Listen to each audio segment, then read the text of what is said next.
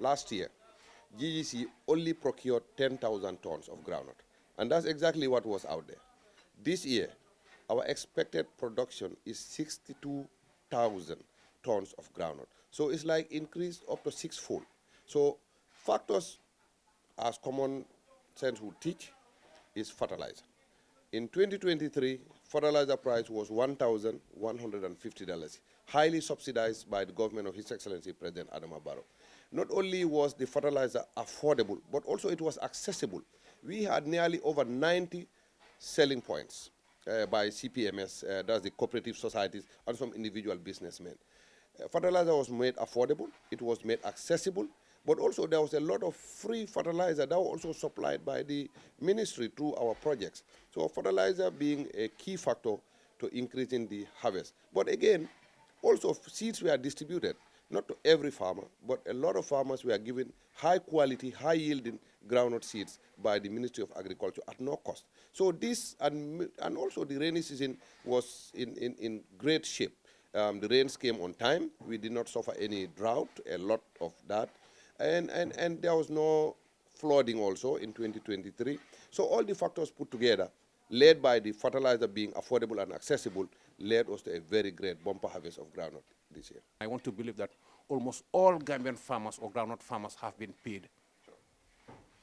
You see, last year, GGC procured 10,000 tons at about $35,000 per ton, which translates to 350 to 400 million dollars. Now, fast forward to this year.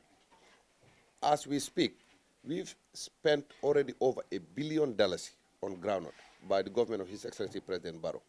And we have procured 25,000 metric tons already procured, and about 13,000 tons out there that is yet to reach the GGC depot in Saro.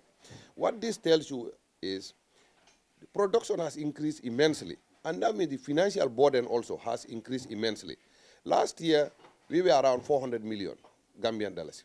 This year, we spent about $1 billion, and that did not even finish the amount of groundnuts out there. So last Friday, there have been a lot of noise because there were some delays. And part of the delays to get the money to the SECOs, one, you cannot transport more than $100 million at any given time, because the money being transported has to be insured. There has to be insurance on the money itself, just in case there is fire, just in case there's an accident, just in case there's robbery, whatever happened to that money, it needs to be insured. And the highest amount the insurance company will allow is 100 million. So that means when Ajib move 100 million into the provinces, it will run out in no time.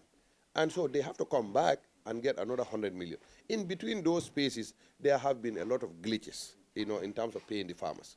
But again, when we exhausted the $1 billion, which was the budget by the government, which was a surprise, because if we spent 400 million last year, and this year we were been all the way to $1 billion, you would think that's reasonable.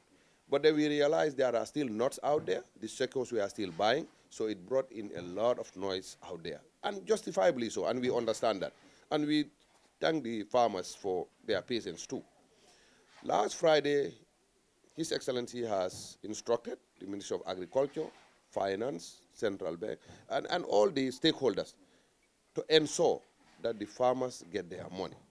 And we had to go into an emergency mood, and thank God to his intervention, we've secured $500 million on payment has started.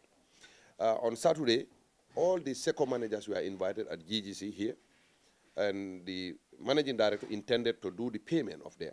But for security reasons, you don't want to give a SECO manager 10 million or 5 million, cross the ferry, travel for another 200 kilometers. It's very unsafe. They all agreed that we leave the money with Ajib Bank so that Ajib can continue to go to each individual SECO and just clear the payment. Ajib staff has departed today, and they will clear all payments for everybody who is owed a butut nationwide during this week, between Monday and Friday.